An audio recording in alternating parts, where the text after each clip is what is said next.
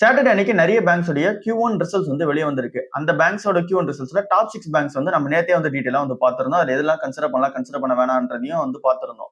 இப்ப அந்த 6 பேங்க்ஸோட overall Q1 results வந்து ஒரு கம்பாரிசன் டேபிள் மாதிரி பார்க்க போறோம். அப்படி பார்க்கும்போது நமக்கு ஒரு கிளாரிட்டி கிடைக்கும். எந்த பேங்க் வந்து பெர்ஃபார்மன்ஸ் சூப்பரா பண்ணிருக்காங்க அப்படின்னு சொல்லிட்டு ஒரு கிளாரிட்டி கிடைக்கும். சரி, ஓகே. இதுல என்னென்ன மெட்ரிக்ஸ்லாம் இருக்க போகுது அப்படின்னா, net profit growth year on year பேசிஸ்ல எப்படி இருக்கு, நெட் ப்ராஃபிட் எவ்வளவு க்ரோஸ் வந்து பண்ணிருக்காங்க, நெட் இன்ட்ரெஸ்ட் இன்கம் growth எப்படி இருக்கு, நெட் இன்ட்ரெஸ்ட் மார்ஜின் growth எப்படி இருக்கு, கிராஸ் என்பிஏ நெட் என்பிஏ எப்படி இருக்கு, லோன் growth எப்படி இருக்கு, டெபாசிட் growth எப்படி இருக்கு அப்படின்றதெல்லாம் பார்க்க போறோம். 6 பேங்க்ஸ் வந்து எடுத்திருக்கோம். ICICI bank, HDFC bank top 2 பிளேயரை வந்து எடுத்துட்டோம். அடுத்தது federal bank, Kotak Mahindra bank, axis bank, அப்புறம் எஸ் பேங்க். இந்த டோட்டல் 6 வந்து நம்ம பார்க்க போறோம். சரி, ஓகே. இப்ப ஐசிஐசிஐ பேங்கோட நெட் ப்ராஃபிட் growth வந்து எப்படி இருக்கு இயர் ஆன் இயர் பேசிஸ்ல 16% வந்து க்ரோ ஆயிருக்கு.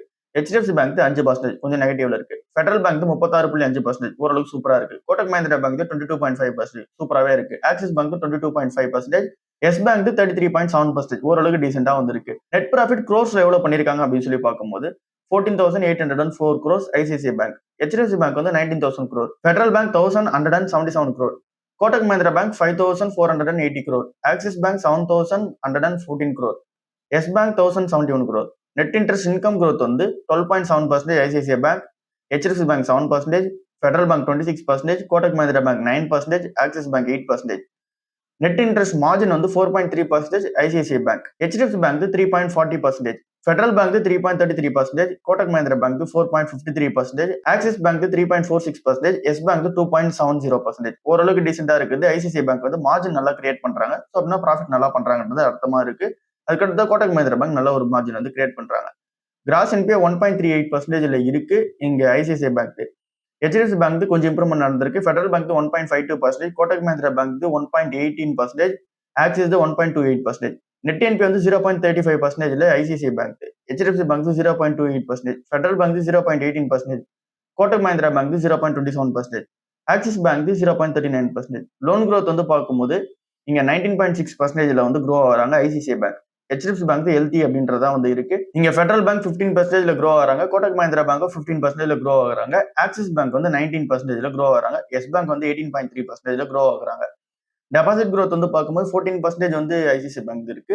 HDFC பேங்க் பொறுத்தவரை கொஞ்சம் ஹெல்த்தியா தான் வந்து இருக்கு. ஃபெடரல் பேங்க் வந்து 11.4%, Kotak Mahindra bank 12%, axis bank 18%, yes bank வந்து 14.3%. ஸோ ஓவரால் இந்த ஒரு 6 ரிசல்ட்ஸை நம்ம கம்பேர் பண்ணி பார்க்கும்போது இங்க ஓரளவுக்கு வந்து பெட்டரா இருக்குது வந்து ஐசிஐசிஐ பேங்க் இருக்க மாதிரி இருக்கு. பட் ஆனா அது கொஞ்சம் காஸ்ட்லியா இருக்கு. அதுக்கு அடுத்ததா வந்து இருக்குது ஃபெடரல் பேங்க் இருக்க மாதிரி இருக்கு, அதுவும் காஸ்ட்லியா இருக்கு. அதுக்கு அடுத்ததா கோட்டக் மஹிந்திரா பேங்க் இருக்கு, அப்புறம் ஆக்சிஸ் பேங்க் இருக்கு, அதுவும் காஸ்ட்லியா இருக்க மாதிரி தான் இருக்கு. HDFC பேங்கோட ப்ராஃபிட் growth வந்து கொஞ்சம் நெகட்டிவா இருக்கு. நெட் இன்ட்ரெஸ்ட் இன்கம் growth கொஞ்சம் நெகட்டிவா வந்து இருக்கு. இன்டகிரேஷன் நடந்த ரீசனால அதோட பெனிஃபிட் வந்து கொஞ்சம் லேட்டா தான் வந்து தெரிய வரும் அப்படின்றது எக்ஸ்பெக்டேஷன்ஸ் இருக்கு. ஸோ அதனால அதை மட்டும் நம்ம கன்சிடர் பண்ணிட்டு இருக்கோம். அப்புறம் இந்த டைம்ல வந்து அந்த சேர்மன் வெளியே போன ரீசனால மார்க்கெட் அடிச்சு வச்சிருக்காங்க. அதனால நம்ம HDFC பேங்க் மட்டும் கன்சிடர் பண்ணிட்டு இருக்கோம். எஸ் பேங்கை பொறுத்தவரை டர்ன் அரவுண்ட் ஸ்டோரியா தான் இருக்கு. ரிஸ்க் எடுக்கணும்னு நினைக்கிறவங்களுக்கு மட்டும் இப்ப இருக்க பிரைஸ் டு புக் வேல்யூ வந்து 1.4 வந்து இருக்கு. கொஞ்சம் காஸ்ட்லி தான். பட் ஆனா ரிஸ்க் எடுக்க போறாங்க, டர்ன் அரவுண்ட் ஆயிடும்னு சொல்லி நம்புறவங்க அந்த ஸ்டாக் வந்து கன்சிடர் பண்ணலாம். பட் ஆனா நான் ஒன்னும் எஸ் பேங்க் வந்து கன்சிடர் பண்ணல. ஐடிசி ஃபுட்ஸ்ல ஒரு அப்டேட் வந்து நடந்திருக்கு. ஐடிசி ஃபுட்ஸோட அந்த ஒரு லீடரா வந்து இருக்கிறது ஏமத் மாலிக்ன்றவங்க வந்து இருக்காங்க. அவங்க என்ன சொல்றாங்க அப்படின்னா, எல்லினோ எஃபெக்ட் வந்து ரூரல் டிமாண்ட் வந்து அஃபெக்ட் பண்ணும் அப்படின்றத வந்து சொல்றாங்க. இது வந்து ஃபார்மர்ஸோட அந்த ஒரு இன்கம் இருக்கு பாத்தீங்கன்னா, அது வந்து குறைக்க போகுது. அதனால ரூரல் ஸ்பெண்டிங் வந்து கம்மியாக போகுது. ஃபுட்டோட டிமாண்டை பொறுத்தல கமிங் மந்த்ஸ்ல கொஞ்சம் வந்து அஃபெக்ட் இருக்கிறதுக்கான சான்சஸ் வந்து இருக்கு. சப்ளை ரிஸ்க் வந்து கொஞ்சம் லேட்டரா வந்து வர ஆரம்பிக்கும். இப்போதைக்கு ஃபுட் சப்ளைஸ் பொறுத்தல ஓரளவுக்கு ஸ்டேபிளா வந்து இருக்கு. பட் ஆனா அக்ரிகல்ச்சர் கமாடிட்டியோட அந்த ஒரு ஷார்டேஜ் வந்து இன்னொரு 6 மாசம் வந்து வர ஆரம்பிக்கும். வெதர் கண்டிஷன் ஓரளவு மோசமா போச்சு அப்படின்னும் போது எல்லினோ எஃபெக்ட் வந்து அப்படின்னா பிரைசஸை பொறுத்தல ரா மெட்டீரியலோட பிரைஸ் வந்து ஏற ஆரம்பிக்கும். ஸோ அதனால என்ன நடக்கும் அப்படின்னா ப்ராடக்ட் அவைலபிலிட்டி வந்து இல்லாம போகுமான்னு கேட்டீங்கன்னா ப்ராடக்ட்லாம் வந்து இருக்கும். பட் ஆனா டெம்பரரியான ஷார்டேஜ் வந்து சப்ளைல வந்து இருக்கிறதுக்கான சான்சஸ் வந்து இருக்கு. இந்தியாவை பொறுத்தவரை நிறைய ஃபுட் பிராண்ட்ஸ் வந்து வளரணும் அப்படின்ற மாதிரி இவர் வந்து பேசியிருக்காரு. இங்க குளோபல் ஃபுட் பிராண்ட்ஸ் வந்து நிறைய இருக்காங்க. ஸோ அவங்க கூட வந்து நம்மளும் பில்ட் ஆகி நம்மளும் குளோபல் ஃபுட் பிராண்டா வந்து மாறணும். நம்ம இன்னும் அக்ரிகல்ச்சரை வந்து கமாடிட்டி எக்ஸ்போர்ட்டா தான் வந்து பண்ணிட்டு இருக்கோம்.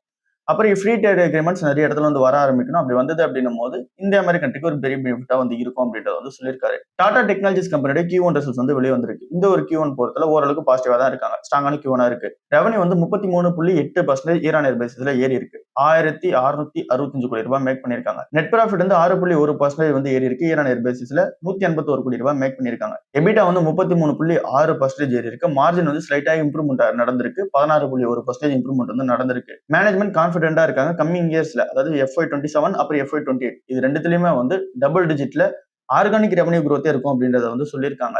அப்புறம் டார்கெட் வந்து இங்க $1 பில்லியன் ரெவன்யூ வந்து மேக் பண்ணணும் அப்படின்றது இவங்களோட டார்கெட்டா இருக்கு FY28ல. இந்த ஒரு அமௌண்ட் இவங்க அச்சீவ் பண்ணணும் அப்படின்னா 27% ஆனுவல் growth வந்து இருக்கும் நெக்ஸ்ட் 2 இயர்ஸ்க்கு. ஸோ அது நடக்குதா அப்படின்னு சொல்லி வெயிட் பண்ணி பார்ப்போம். ஏரோஸ்பேஸை பொறுத்தவரை இப்போ வந்து புது growth இன்ஜினா வந்து இருக்கு. இதுக்கு முன்னாடி வரைக்கும் ஆட்டோமேட்டிவ்ல தான் நிறைய வந்து டிபெண்ட் பண்ணி இருந்தாங்க. அந்த இடத்துல இப்போ வந்து ப்ரெஷரும் வந்து இருக்கு.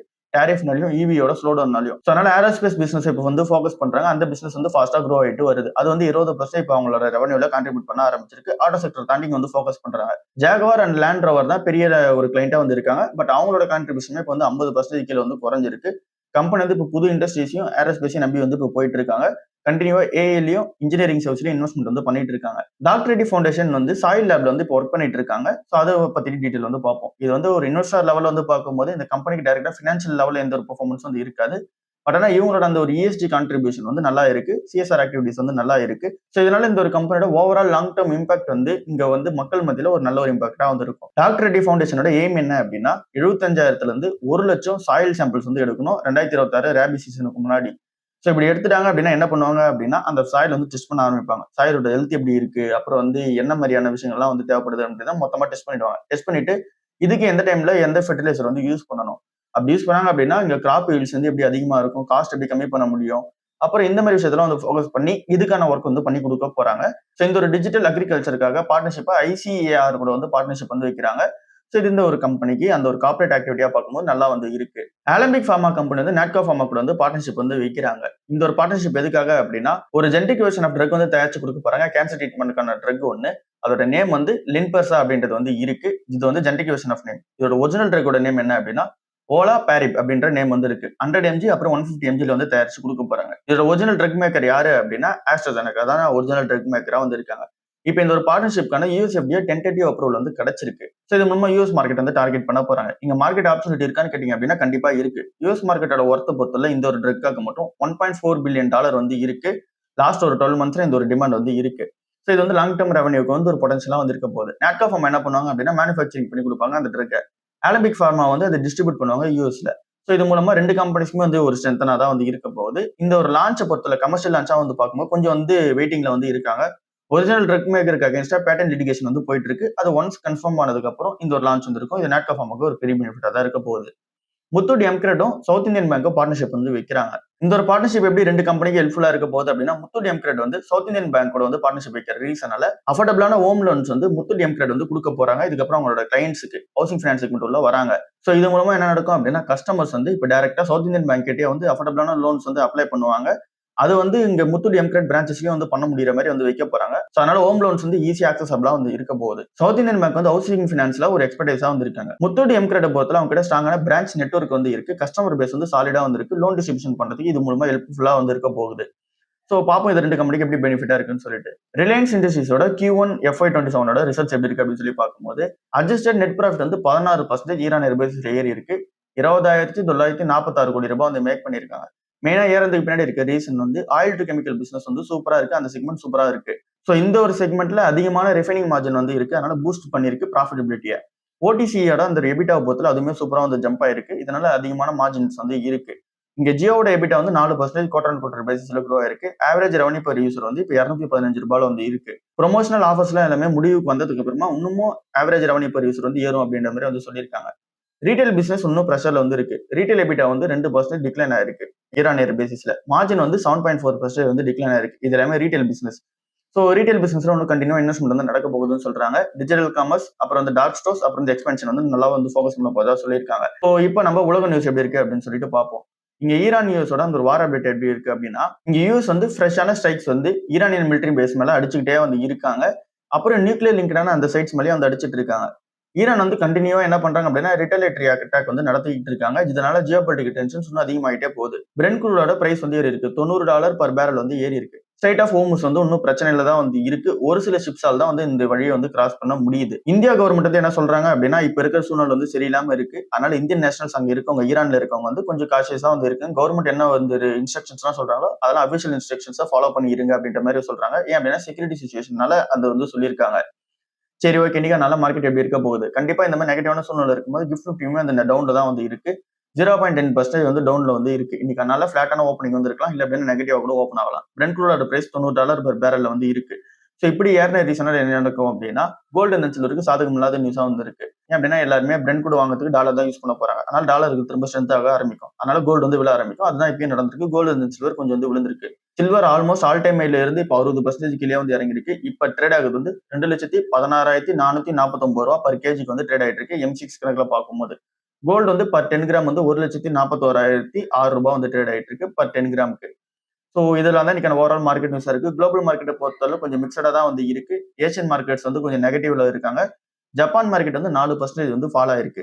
இங்க சவுத் கொரியா மார்க்கெட்டை பொறுத்தவரை அதுவுமே கொஞ்சம் ஃபால்ல தான் இருக்கு. யூஎஸ் மார்க்கெட் க்ளோஸ் ஆகும்போது டெக்னாலஜி ஸ்டாக்ஸ் எல்லாமே வந்து கொஞ்சம் ப்ரெஷர்ல வந்து க்ளோஸ் ஆயிருக்கு. ஸோ இவ்வளவுதான் இன்னைக்கான ஓவரால் மார்க்கெட் நியூஸ். ஸோ இப்பதான் வாரம் தொடங்கி இருக்கு. மார்க்கெட் வந்து நெகட்டிவ்ல தான் ஓப்பன் ஆக போகுது. ஸோ நம்ம 1, 2 இந்த மாதிரி கன்சிடர் பண்ணுறதுக்கான டைமா இருக்க போகுது. ஸோ ஓவரால் மார்க்கெட் நியூஸ் தான் அடுத்த நியூஸ்ல சந்திப்போம். பாய்.